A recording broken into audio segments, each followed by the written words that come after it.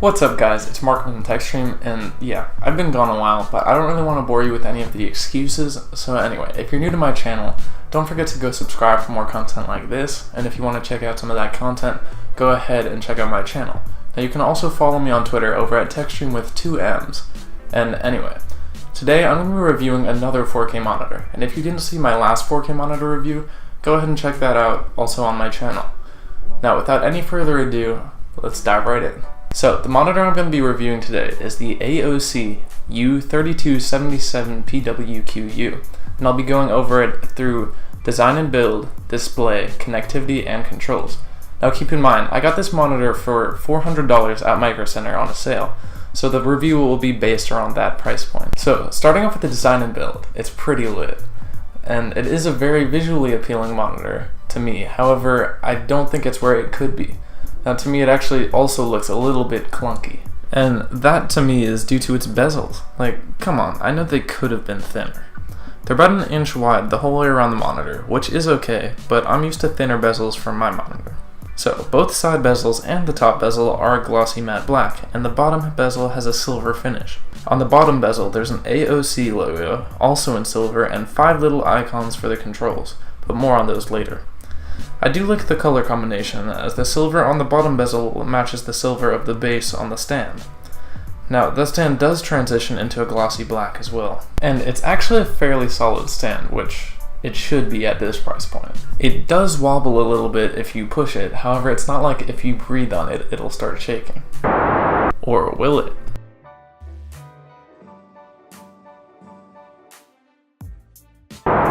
All jokes aside, it is a solid stand, and it lets you adjust height, tilt,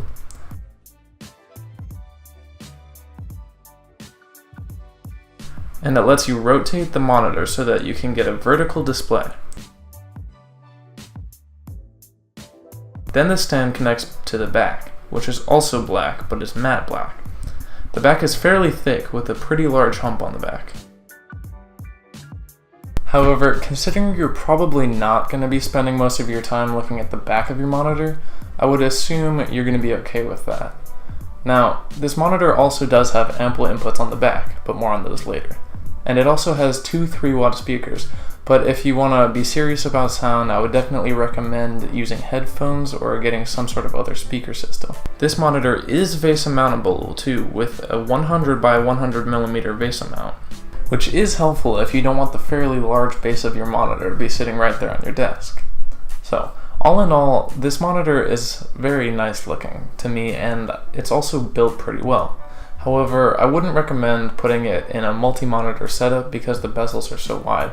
However, I'm not sure you would really want to anyway because of the 32-inch display, which by the way is matte, so you won't be getting any annoying glare. The display on this monitor is stunning, on its own and when compared to other monitors, because most other monitors are still smaller and feature a 1080p resolution. The display on this monitor is 4K, or 3840 by 2160, and it has an aspect ratio of 16 by 9. And if you're looking at all the different levels of HD, then this one is called Ultra HD. This is what 4K looks like compared to 1080p.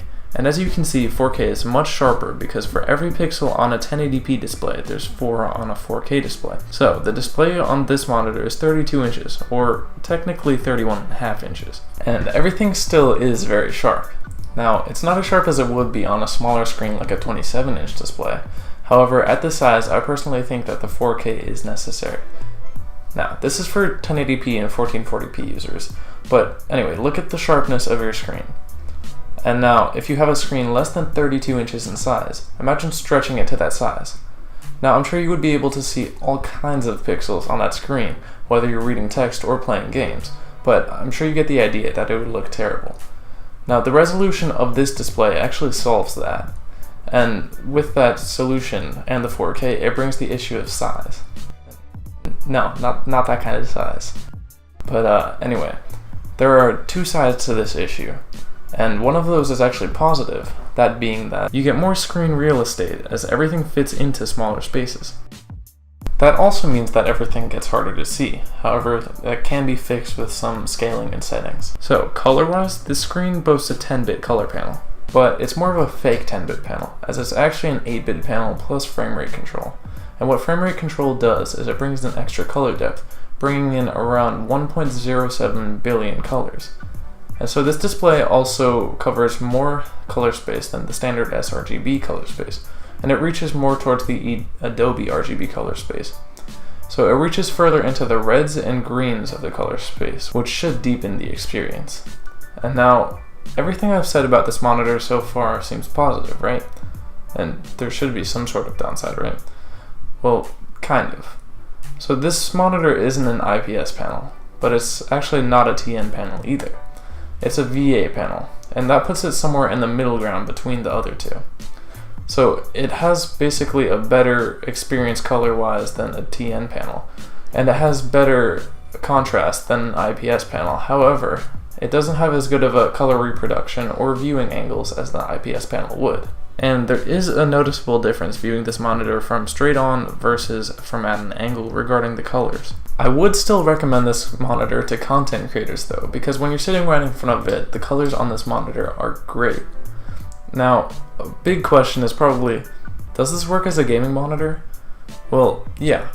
It has a 60Hz refresh rate, which is pretty average and not the best for gaming there, and it has a 4 millisecond response time, which if you think 5 milliseconds is average, then technically it's a little bit faster, but many TN panels have a 1 millisecond response time, so it's a lot slower than that.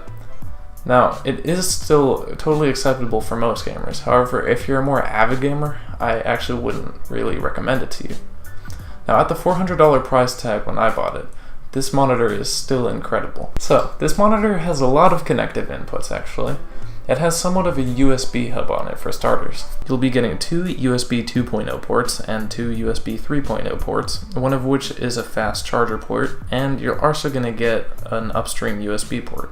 So you get 5 USB ports on the back of varying speeds, and for the price, a USB hub with that many ports is a nice bonus. On this monitor, you also get a variety of video input options, including DVI, VGA, HDMI, and DisplayPort 1.2. And this monitor does come with a DisplayPort cable, so assuming your graphics card supports DisplayPort 1.2, you should be able to run the monitor at its native res of 3840 by 2160 at 60 Hz. So now we move on to the last topic, controls, and I actually think this is where the monitor falls off. You get 5 buttons on the bottom right, which include a source selector, left and right movement, and a button to go into the menu, and a power button. These buttons aren't very fun to use, and I mean, buttons are supposed to be fun to use, right? Anyway, it does what you need it to do in all of the sections, however, I do think that AOC could have designed it better. In the menu, you get controls for luminance, image setup, color setup, picture boost, OSD setup, PIP settings, and extras. So there's a good amount of control with this monitor. However, when there's competitors like LG who use just one joystick to control a nice looking interface, I definitely think AOC could have done better. So I really hope this video helps you or entertained you in some way, and if it did, don't forget to go smash the like button and tell your friends. Now also don't forget to go subscribe for more content like this, and please go hit the notification bell so that you never miss an upload. Now if you want to stay updated on me in between uploads, go ahead and go follow my Twitter over at TechStream with 2 N's. Now if you find this monitor between anywhere from $400 to $450, I would definitely recommend going to get it. Now it's been Marko from TechStream, and I'll see you guys in the next video. Bye.